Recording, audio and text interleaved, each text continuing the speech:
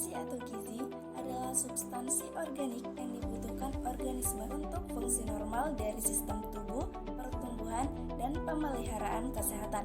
Nah, berdasarkan beberapa penelitian di bidang nutrisi mempelajari hubungan antara makanan dan minuman terhadap kesehatan dan penyakit, khususnya dalam menentukan diet yang optimal.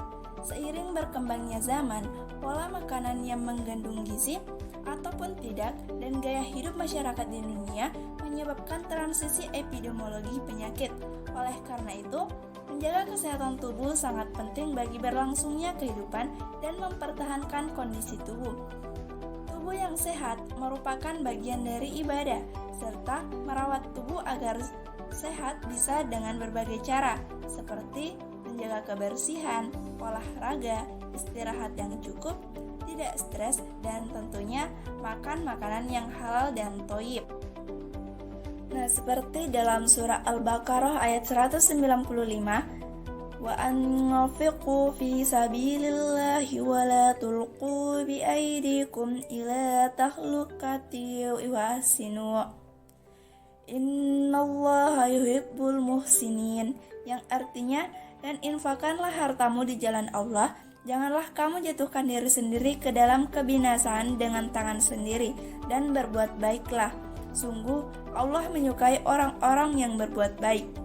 Dalam surah Al-Baqarah ayat 195 ini dijelaskan tentang firman Allah Subhanahu wa taala yang menyatakan bahwa orang-orang yang tidak menjaga kesehatan adalah kelompok orang yang menjatuhkan diri sendiri kepada kemusuhan. Hal tersebut terjadi karena mereka tidak merawat nikmat sehat yang diberikan oleh Allah Subhanahu wa taala. Untuk menjaga nikmat yang telah Allah berikan kepada kita, marilah kita untuk mengenal beberapa penyakit sehingga kita dapat mengantisipasi dan terhindar dari penyakit tersebut. Pertama adalah hipertensi. Apa itu hipertensi?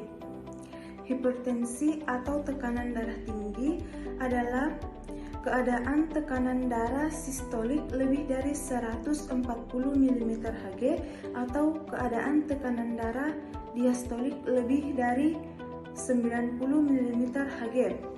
Sedangkan menurut WHO, hipertensi adalah keadaan tekanan darah yang meningkat secara persisten. Tekanan darah sistolik adalah jumlah yang diukur dalam setiap detak ketika jantung berkontraksi dan mendorong darah melalui arteri ke seluruh tubuh. Secara global, 1 miliar orang di dunia memiliki penyakit hipertensi. 2/3 diantaranya tinggal di negara berkembang. Hingga saat ini hipertensi masih menjadi penyebab kematian. Ada 2 faktor resiko penyakit hipertensi.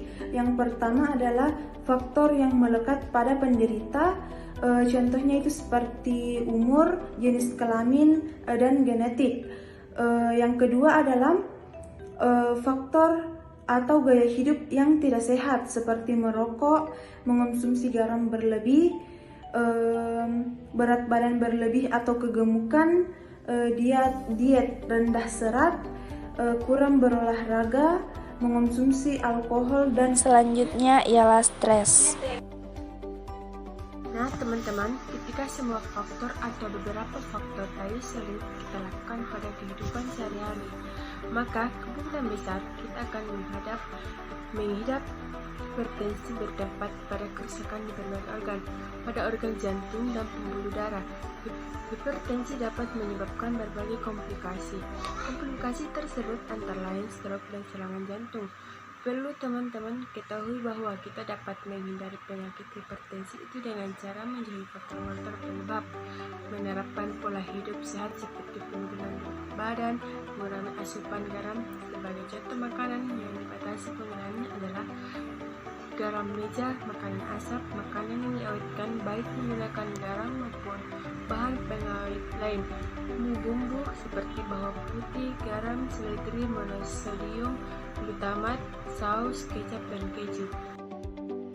Minuman soda dan makanan lain yang mengandung natrium B. Selain itu, pasien hipertensi juga dianjurkan mengonsumsi makanan yang mengandung kalsium. Yang mengandung kalium adalah apel, bayam, susu, skim, jeruk, tomat, pisang.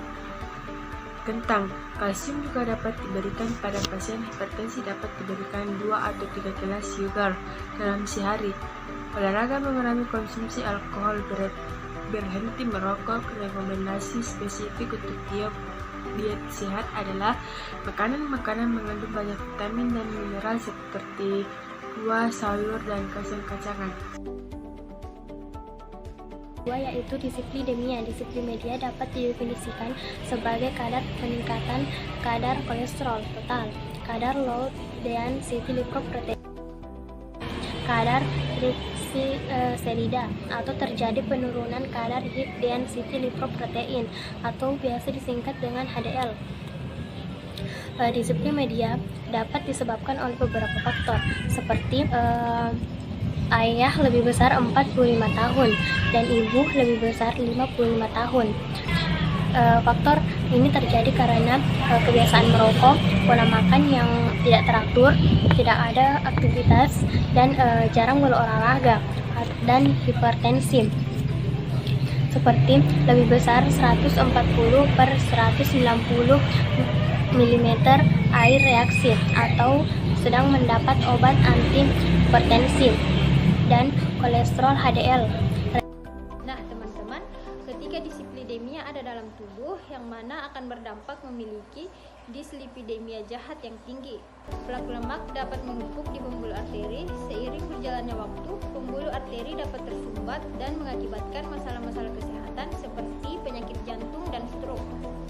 Akan tetapi, sebelum semua dislipidemia bertemu dalam tubuh kita dapat mencegahnya dengan cara modifikasi gaya hidup. Hindari makanan-makanan yang mengandung tinggi kolesterol serta mengkonsumsi sayur dan buah merupakan tata laksana yang penting dan berpengaruh terhadap penurunan kolesterol. Makanan yang mengandung rendah kolesterol dan lemak tak jenuh sangat berperan penting terhadap tata laksana pada pasien dislipidemia atau hiperkolesterolemia. Makanan yang dapat dipilih adalah ikan, ayam tanpa kulit, daging sapi tanpa lemak, susu skim, yogurt tanpa lemak, keju rendah lemak, putih telur, buah segar, roti menggunakan minyak tak jenuh, minyak zaitun, minyak sayur, dan margarin tanpa lemak.